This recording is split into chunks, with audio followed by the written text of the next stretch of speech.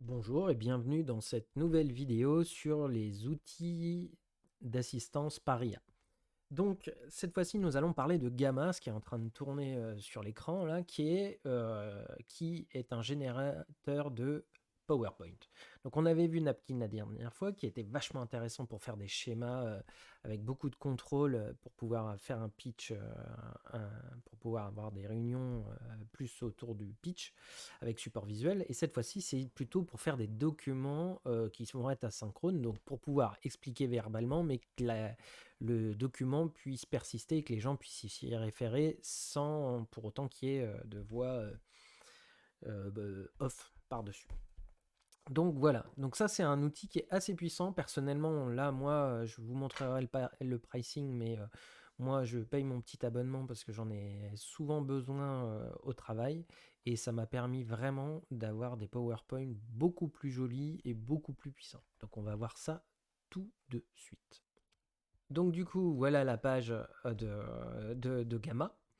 On va aller voir la tarification tout de suite. Donc ce qui est, en fait, moi je prends le petit abonnement à 8 euros juste parce que sinon on est limité à 10 cartes. Donc ça va vite surtout. Donc moi c'est pour ça que je préfère passer à 8 euros pour avoir 20 cartes. En général, mes PowerPoint font plutôt 20 cartes, mais sinon, c'est plutôt déjà la version free. Vous pouvez largement tester, ça aide beaucoup. Donc, on va partir tout de suite dans Gamma. Donc, nous voici dans la page une fois qu'on est connecté. Je vous montre pas tous mes documents, c'est pour ça que je triche un petit peu. Et vous avez possibilité de créer vos propres documents ou les importer. Nous, on va faire créer AI. Donc là, on peut copier-coller du texte, générer ou importer un document. Donc moi, ce que je vais faire, c'est que je vais donner ce fameux document fait par ChatGPT qu'on avait utilisé pour Napkin, donc qui n'est pas dingue, mais qui fera le boulot. Donc j'ai cliqué sur importer, là je choisis si c'est par rapport à mon drive, importer un URL ou un fichier, je vais aller là-dessus et on va aller prendre ce document-là. C'est parti. On va le laisser uploader. On dit ce qu'on veut que ça soit, donc on va faire présentation. C'est là où c'est plus puissant. Gamma, ça a été fait pour ça à la base. Alors, attention aux paramètres. Il y a deux, trois trucs vaut mieux faire attention. Donc, contenu du texte. Il faut savoir que un regret que j'ai par rapport à Gamma, c'est le fait qu'il a tendance à réécrire pas mal de texte à sa sauce et souvent de façon très corporate. Donc, ça rajoute beaucoup de blabla. C'est très chiant. Donc, je préfère clairement mettre préservé. Donc, comme ça, il va essayer de respecter au maximum sans trop broder. Donc ça, première base. Ensuite, si vous avez besoin, hein, vous pouvez être encore plus réduit. Bon, bah, moi, je ne vais pas le faire, mais justement, gérer justement la quantité de texte. La langue de sortie, ça va être quand même très intéressant. Le style, alors je vais sélectionner celui-là. La source d'image, bah, je peux mettre des choses à moi, mais je vais mettre des images générées par IA. Choisir le modèle, donc Flux, on connaît. Et là, ils ont intérêt Flux Contexte. Donc tout ça, c'est gratuit. Le style, en gros, ce qui se passe, c'est qu'il va générer des images pour essayer d'appuyer le propos du slide, parfois. Et du coup, il va mémoriser le style qu'on veut. Donc je vais laisser photoréaliste. Et là, je vais rajouter des choses. Alors par exemple, je vais mettre Science Fiction, futuristique et qu'est-ce que je peux mettre, juste tech et on verra. Le format, bah moi je vais mettre donc de la documentation mais en classique, donc 16:9. Est-ce que j'ai oublié des choses? Non, donc je peux mettre libre, donc il prend le texte tel quel et il coupe comme il veut. Et sinon, carte par carte, il va essayer de détailler, enfin, il veut découper. Et donc là, comme il ne réduit pas le texte, là, je suis à 15 cartes. Donc effectivement, si vous vouliez faire du slide, vous savez que vous allez parler pas mal, vous pouvez essayer de condenser pour passer sous la barre des 10. Mais ça va vite sur 15 slides, hein, il faut faire attention.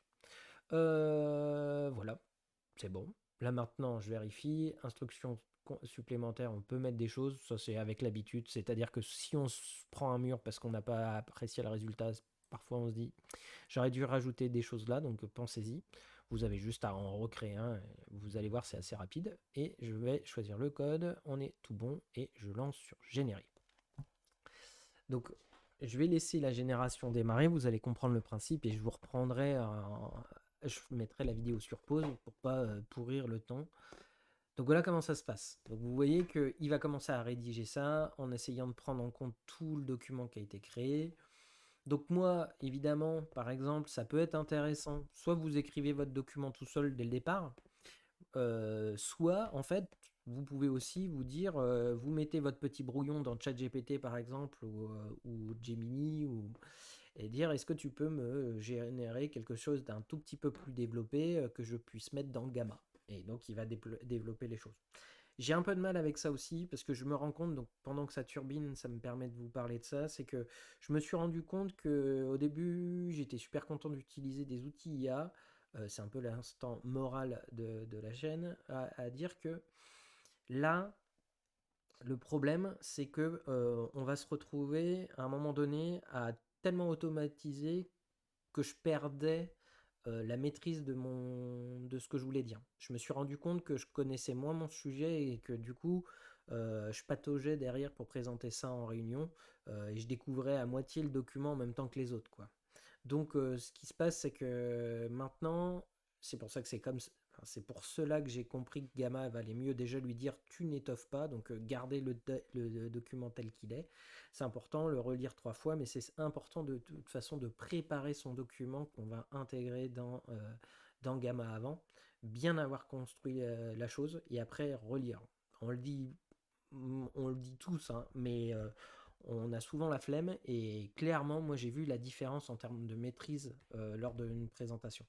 Donc encore une fois, faites très attention à la barrière entre prendre des raccourcis parce que c'est des choses qui ne servaient pas et le fait que vous biaisez votre mental vous-même en fait et que du coup vous êtes moins bon finalement. Vous avez un beau document mais vous le découvrez presque autant que les autres, c'est un peu dingue. Donc voilà. Donc bah finalement le temps de faire de faire des petites claquettes là-dessus, ça m'a permis de laisser le document tourner comme vous pouvez le constater. Donc il m'a fait des choses super belles. Moi ça me passionnait pas ce genre de choses, donc je suis ravi d'avoir ce genre de résultat. Alors on va pouvoir, enfin ça me passionnait pas la mise en page, et je peux me concentrer sur le fond. Encore une fois, attention à bien revérifier tout, il peut y avoir des erreurs, tout ça. C'est intéressant aussi parce que vous pouvez faire un document en français et dire que, enfin lui importer un document en français et dire que vous le voulez en anglais. Et il va faire la traduction plutôt efficacement. Encore une fois, lisez bien parce que parfois c'est vraiment trop corporate avec du blabla qui sonne creux et ça c'est très chiant. Et voilà le résultat. Donc on va avoir des mises en page qui se font comme ça. Donc je vais prendre une page au pif et vous montrer deux, trois petits trucs. Donc vous avez ça. Et ce qui va être intéressant, c'est que vous allez pouvoir corriger comme ça. C'est des blocs. Donc ça, c'est super bien déjà. Rien que pour gérer, c'est super bien. Je peux prendre cet élément-là et le redescendre plus bas. Et là, clac, il a refait la numérotation. C'est super. Ensuite, bon, c'est un petit coup de main, hein, je ne vous le cache pas. Modifier la disposition. Là, par exemple, je peux changer la manière dont je veux lister les informations qui sont là. Donc là, ça va mouliner un petit peu. Allez, vas-y, tonton. Voilà, et je vais avoir un aperçu de toutes les propositions possibles. Et par exemple, je vais mettre ceci. Voilà, je suis content. Je trouve la présentation plus agréable à la lire, mais j'aimerais bien que ça soit plus étalé à l'horizontale. Donc ce bandeau, il était bien sympa, mais il prend trop de place. Donc là, je vais réduire. OK. Et finalement, je vais changer la mise en page. Donc vous voyez, c'est toujours les trois petits points comme ça. Donc on regarde, 3 petits points, la palette et modifier par IA. Modifier par IA, en fait, on va rentrer dans un chatbot. Par exemple, je fais amélioration, il veut pas, je ne sais pas pourquoi, c'est pas grave. Si je fais raccourcir le texte, il va mouliner et il va essayer de synthétiser ce qu'il y a.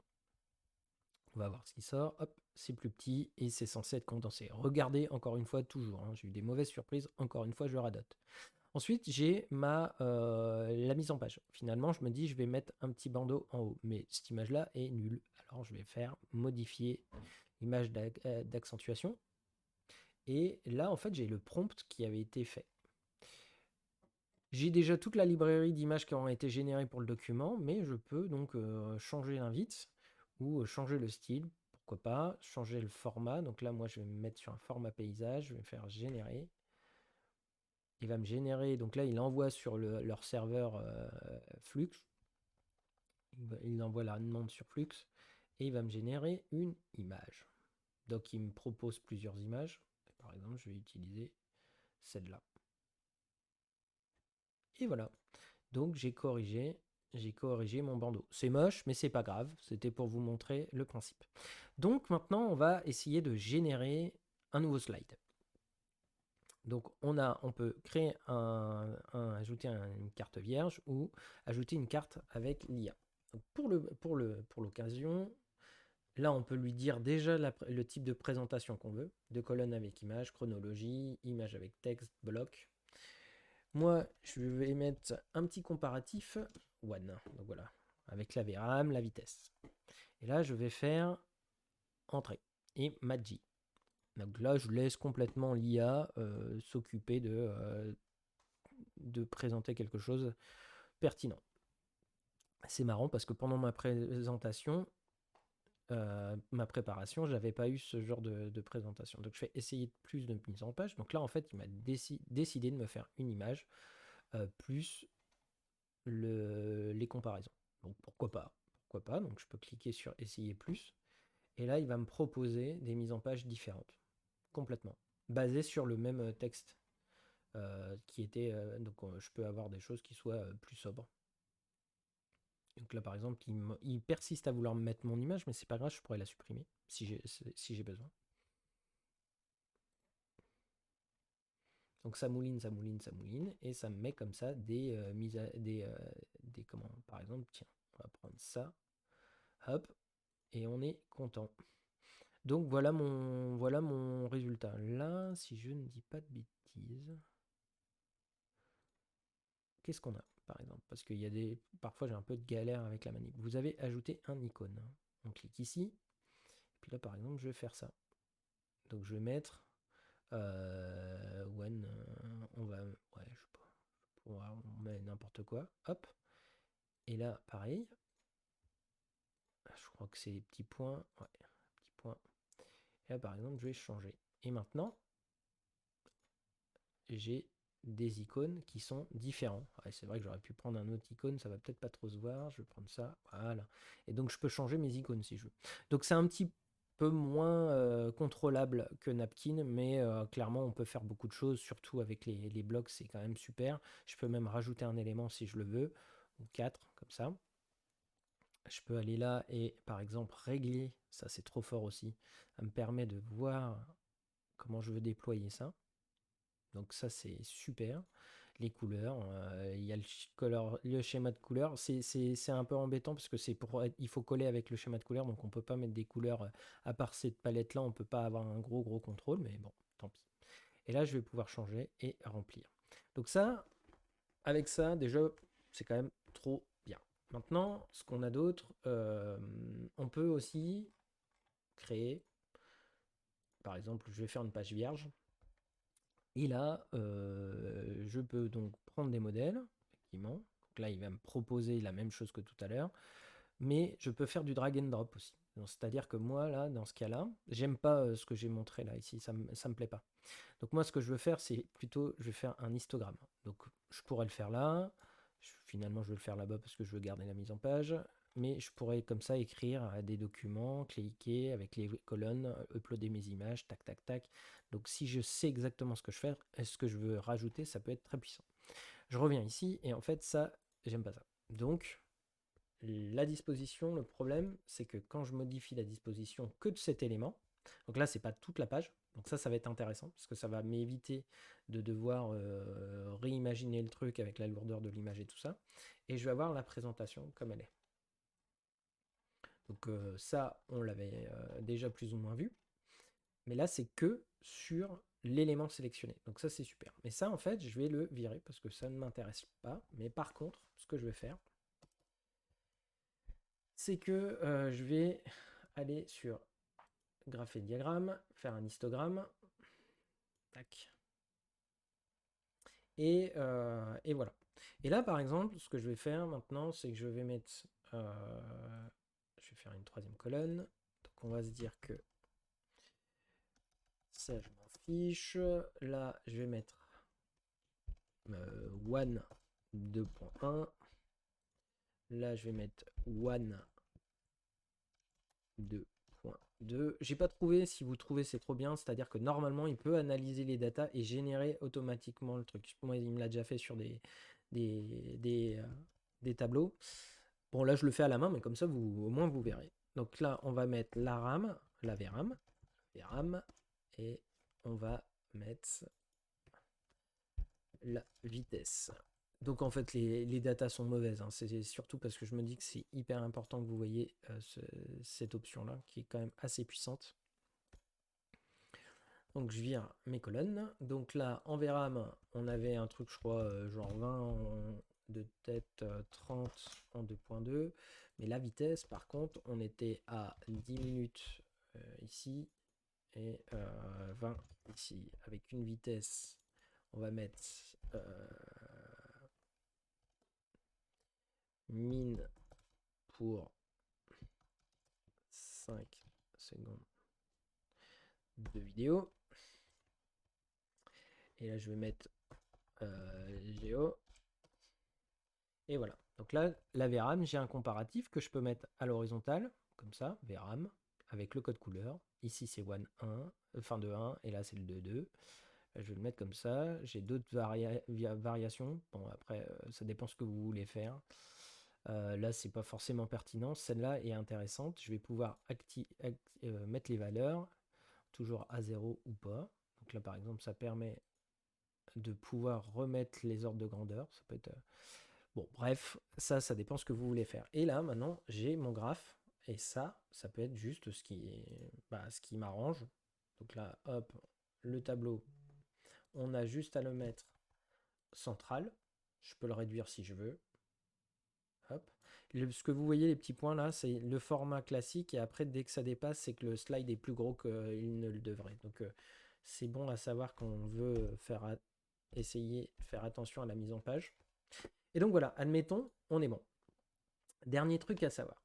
Donc, on peut le partager, ce qui permet que les gens puissent interagir avec. Et donc, si vous avez une présentation, vous pourriez... Enfin, on a deux dernières choses à voir. L'export et la présentation. Donc là, l'avantage, c'est que j'ai mes petits slides et qui sont là. Donc ça, c'est pratique. Et en fait, j'ai une interaction. C'est ça qui est trop fort. C'est-à-dire que ça me permet en temps réel de pouvoir surligner alors que je suis en train de parler certains éléments et avoir la légende dessus. Et puis ben là, j'ai pas vraiment d'exemple, je crois. Je vérifie. Si, peut-être ici. Ce qui est intéressant aussi, c'est ça. C'est-à-dire que, on va voir si ça marche. Là, ça ne fonctionne pas. Ok. C'est que parfois, selon quand on drag and drop des images, donc là, c'est une forme particulière, mais il y a certaines images où quand on clique dessus, elles arrivent en grand. Moi, ça m'a permis de faire des super présentations où je pouvais cliquer dessus, ça arrivait en grand et hop, ça re-rangeait. Ça se rétractait, c'était assez pratique. Alors, une fois que ça, c'est fait, dernier truc, donc, à savoir, on va donc exporter. Donc, pour exporter, on va sur les trois petits points ici, et on va sur exporter. Hop. Et là, on a plusieurs formats d'export. Moi, ce qui est pas mal, c'est que quand je veux le réintégrer dans le drive du travail, en fait, ce que je fais, c'est que j'exporte en PowerPoint ou en Google Slides, ça dépend si je suis sur Drive ou OneDrive.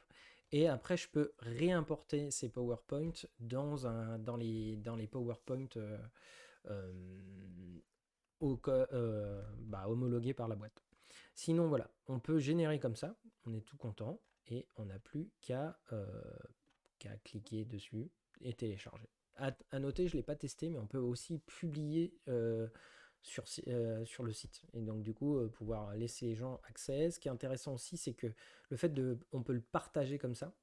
Et l'avantage de partager, c'est que ça permet, si on prend la copie du lien, en fait, on pourra avoir aussi les stats du document. Enfin, non, on a les stats du document par défaut. Et si on donne le copie du lien, là, les gens peuvent commenter et en plus voir les stats du document. Donc ça dépend ce qu'on veut faire avec.